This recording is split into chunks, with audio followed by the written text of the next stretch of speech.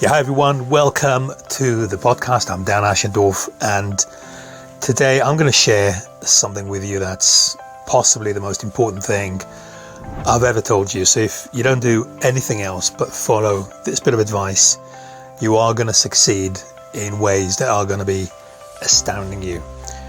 So, how to achieve anything in life? The answer to that is actually pretty simple, and that's the fact that you have to believe it. You have to really believe it's possible. That's the X factor.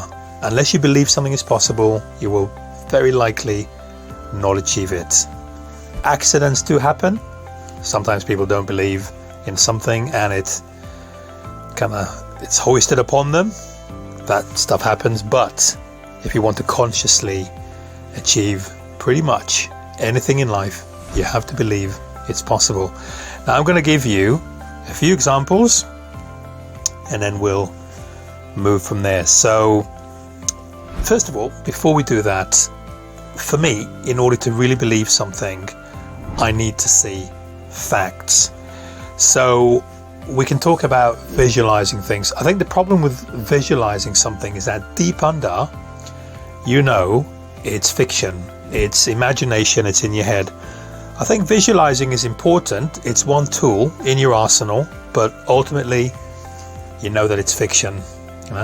People talk about if you want a new car, you should close your eyes and really see your knuckles on the gearbox, and you should smell the leather and all that kind of thing. But when you open your eyes, you'll know that all you've done is you've imagined it. Now, compare this method to the one I'm just about to tell you now, which is to find fact-based reasons why this is possible. So find 3 fact-based reasons why anything that you want is possible. Let me give you an example. Let's look at the book which is called The Secret, and what the book is about is attracting the things into your life which you think about. Now, me telling you this, you might be thinking this is complete BS, but let me give you 2 examples, and I'm going to show you how I'm going to be turning this from complete BS to complete reality.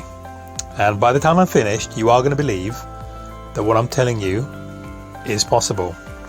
So let's look at 2 examples, and they're actually to do with a secret. The first one is a guy that is mentioned in The Secret. His name is Goodman, and let me tell you a bit about him. By the way, why am I talking about The Secret? I've had to endure coronavirus over Christmas. It was tough, and I was listening to The Secret to get me out of this hole.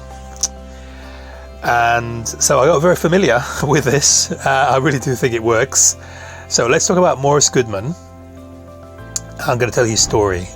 So what happens, in 81, he had a plane crash. And what's happened to him was that it was a private plane. And what's happened to him is he broke his neck in 2 places. He had no diaphragm. His diaphragm was destroyed. Couldn't breathe. And he couldn't eat or drink. He couldn't talk. His voice box was crushed. I'm not going to go through the entire list of things that was wrong with him, but all he could do was blink his eyes. Guys, all he could do was blink his eyes. Once for yes and twice for no. That's the only communication. I mean, the guy is it a paraplegic? Is that the word? Not sure. But he didn't give up. So let me just say this. The doctors told him that he's never going to be able to walk. The only thing he's going to be able to do for the rest of his life, this is the medical profession. They told him that the only thing he's going to be able to do for the rest of his life is blink. Okay? So here's what he did. He didn't give up, and he started to work on his diaphragm. So he tried to get rid of the ventilator, and he tried to suck a little air with the respirator, and every time he did, his lungs hurt, etc. But gradually he got it. He managed to get to 300 breaths, and eventually his lungs started to work on their own. So that was the first thing. And then what he was doing was he started using his stomach muscles to replace his diaphragm. To this day, he doesn't have a diaphragm. He's talking through his stomach muscles, or he's breathing through his stomach muscles. And then he started to practice walking. Cut a long story short, in 8 months, he's walked out of the hospital. So they call this man the Miracle Man. Now, he believes in God. I don't know what you believe in, but the point is, what I would ask you is, if he could do this, then surely it means it's possible. So if anyone's, God forbid, got some neural problem, they can't walk, they can't talk, the question is, if this man can do it, why wouldn't anyone be able to? So once you see him, his transformation, surely you'd start to believe that this is possible. And once you start to believe that this is possible, you start taking action towards making it happen, right? Because otherwise, if you want to hear about his story, you just give up. You just think, well, okay, well, that's what the doctors told me. They know. You just be giving up. You wouldn't be doing anything.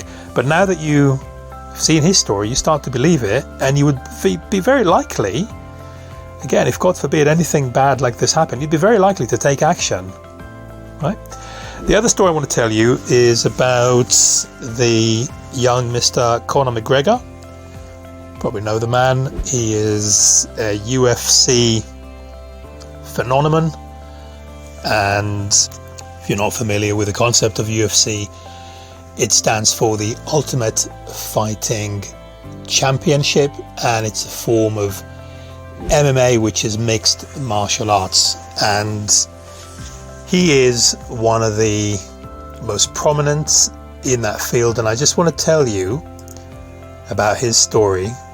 He's worth lots of money, and I want to tell you about his story. And so when he was young, at the age of 12, he started kickboxing as a hobby, but he was a plumbing apprentice when he met someone called Tom Egan, and he started to get a feel and a passion for MMA. And then his sister Erin introduced him to a book which is called The Secret, and it's all about attracting the things that you want into your life. And what the book says is that you should be starting with small things, like, for example, getting a parking space. So you just envisage getting a parking space.